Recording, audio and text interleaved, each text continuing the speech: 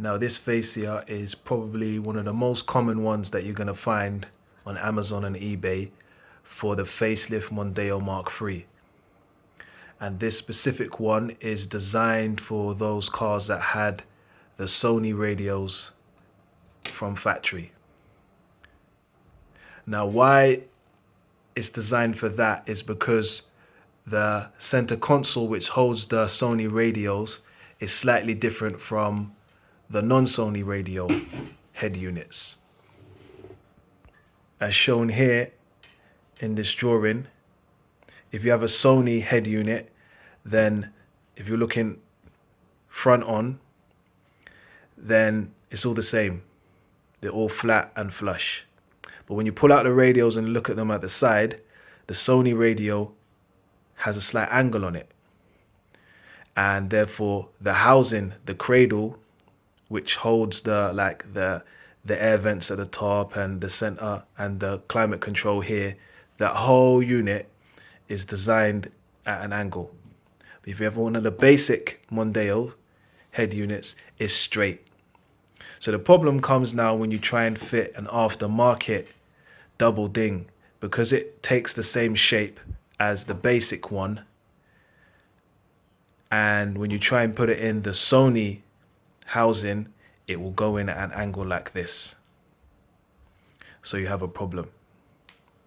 So because in the past on my previous Mondeos, I had the basic one and I've changed the whole housing to the Sony one so I could fit Sony ones in, what I did is I went back and I bought one of these basic cradles because it goes in straight.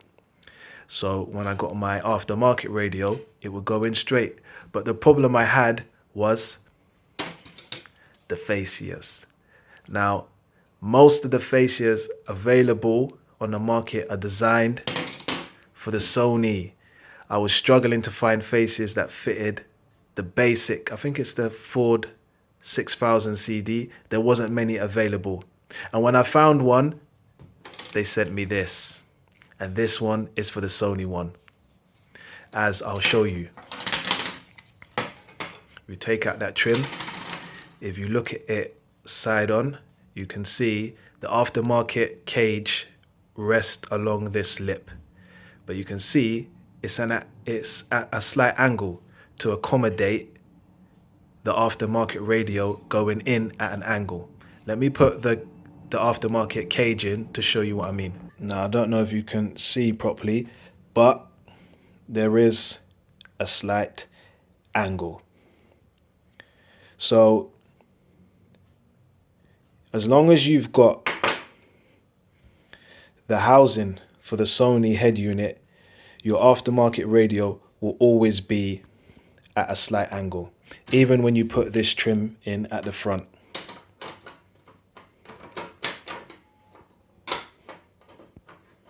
And that's the problem I had with this. This trim keeps popping off, doesn't fit in properly. I've read on some of the forums that if you file this down, then it will eventually stay on. But I tried that, I didn't have much success. Maybe I could file it down a little bit more, but I changed to another fascia, which works out a lot better for me.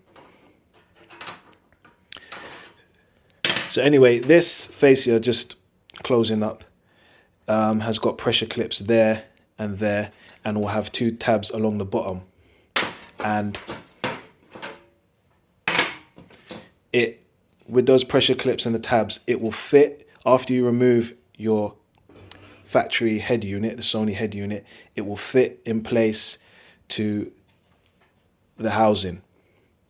And then you can put the cage in, and then you can put the head unit in, the aftermarket head unit in, and then you put this trim in, and in theory, it should work. And it does work. If you can get around this, it does work. But because this design is flat with the rest of the unit, it always looks like your radio, your stereo is not fitted properly. And I've had a couple people, when they've come in my car, they've mentioned that. So another fascia which I found to be better I'll show you now. Okay, so this is the fascia that I've got, and this is the one that I recommend if anyone wants a double ding. As you can see, it's the best looking one in my opinion, and even though the radio is at an angle, it doesn't look, it looks like it's fitted correctly, as you can see. Now let me show you how this one is, because it's a completely different design. So you've got the actual fascia plate, and then you've got a small tiny trim if needed, and then you've got brackets on either side. These brackets, I'll show you, are connected to the fascia plate, and then you bolt the radio to the brackets. The whole fascia doesn't connect to the car at all, to the car's housing. It's meant to just sit in place like that, and when you put everything back,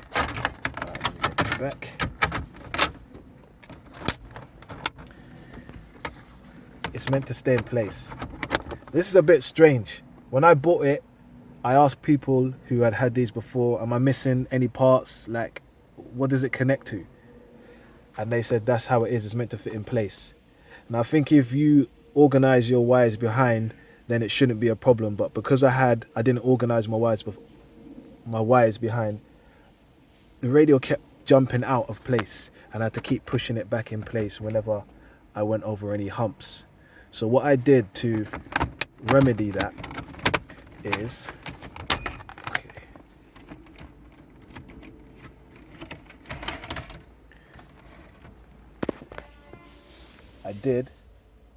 I put cable ties, and I done a ring of about 3 or 4 cable ties all the way down underneath, some on either side, and there is a pole behind underneath here, and I connected the cable ties together and pulled it tight, so the radio stayed in place tightly. So let me connect it again, because I had the radio out, so I had to snip one of the cable ties. So I'm going to connect it again. I'm going to show you what it looks like. So this is the cable ties, one from this side and one from the other side. What I'm going to do is I'm going to pull it, and you can see it pulling the radio back in place. You can see. So you can pull it and tighten it to